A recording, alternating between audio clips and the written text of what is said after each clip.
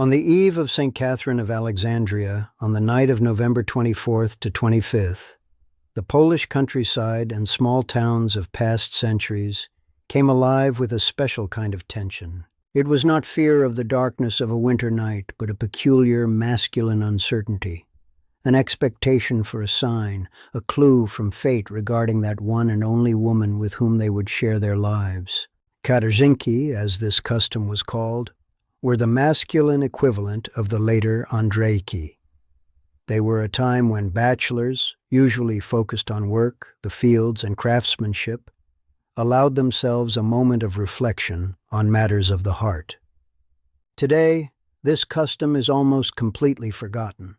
The name Katarzyna enjoys popularity, and Toruń gingerbreads called Katarzynki still appear on tables, but the essence of Katarzynki itself, a night of divination, conversations, and male community, has faded into the shadows of history. However, it is worth recalling it with all the care that the rich folk culture of our ancestors deserves. St. Catherine of Alexandria, a martyr from the beginning of the 4th century, was an exceptionally respected figure in Christian Europe. Patroness of philosophers, scholars, lawyers, and also, what is particularly important in the context of Katarzynki, bachelors desiring to find a suitable wife. Her cult spread in Poland as early as the Middle Ages, and during the Baroque and Enlightenment periods, it became particularly vibrant in the countryside. The eve of her feast fell during a period when the fields had long been harvested, and the earth rested under the first frost. Fieldwork ceased, and people had more time for reflection. In this context, Katarzynki took on both a religious and practical dimension.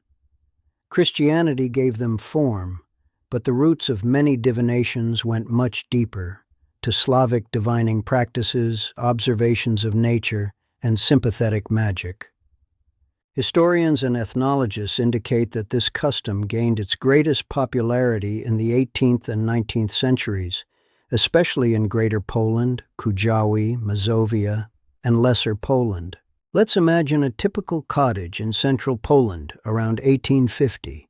A wooden chamber, lit by tallow candles and the glow of the hearth. On the table, clay bowls, a bottle of okowita or moonshine flavored with quince, spicy cake, and those famous gingerbread cookies called Katarzynki. Gingerbread played a special role. In Toruń and its surroundings, they had been baked in special molds since the Middle Ages. Hard, strongly spiced gingerbreads became a symbol of the durability of marriage. It was said, if the gingerbread does not crumble, the union will survive. Bachelors usually gathered at the oldest one's place or in the village headman's cottage. The group numbered from a few to a dozen people, from youngsters just after confirmation to old bachelors near 30. The meeting began with a prayer to St. Catherine and then turned into a more relaxed atmosphere. Divinations, a wealth of rituals. Katarzynki divinations were less numerous than Andrzejki ones, but often more austere and masculine in character. Due to widespread illiteracy among peasants, most of them did not rely on writing names. First, divination with objects or symbols under the pillow. Instead of writing names, bachelors put small objects symbolizing girls they knew under the pillow. A ribbon a girl wore in her hair. A piece of a scarf, a button, a dried flower, or a special pebble brought from her field. In the morning they drew one of them. This object was meant to indicate which girl would be the future wife. Second, the path at the crossroads. Around midnight, they went out onto the road. Everyone placed their left shoe at the crossroads and walked backward without looking back. They listened for sounds, a dog barking from the right side, the wife would come from that village, an owl's hoot, a threat of widowhood, silence, loneliness. This ritual required courage, because a November night could be frosty and full of sounds. Third, walnut boats. Half walnut shells with small pieces of candles stuck in them were thrown into a bowl of water. Each shell was marked in a different way, with a thread, a grain, or a scratch. The nut that floated the farthest and burned the longest won. Fourth, cherry branch.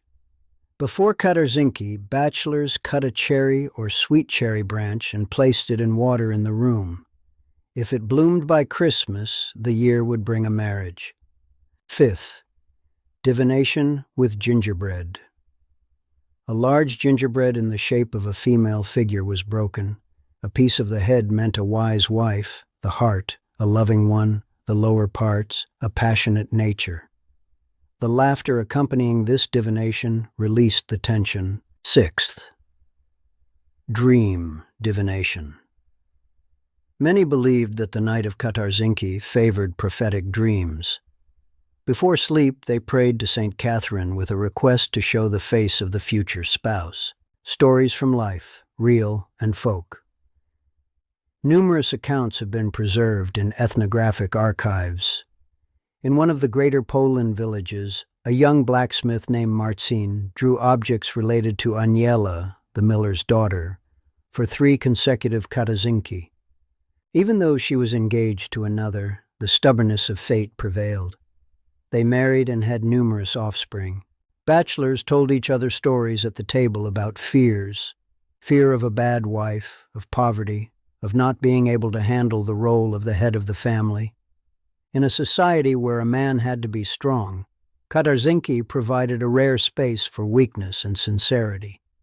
Regional variations: Greater Poland and Kujawi, richest in gingerbread traditions; Mazovia, greater emphasis on dream divinations and the path at the crossroads; Lesser Poland, sometimes they divined from chimney smoke or animal sounds; Warmia and Mazury, stronger religious influences.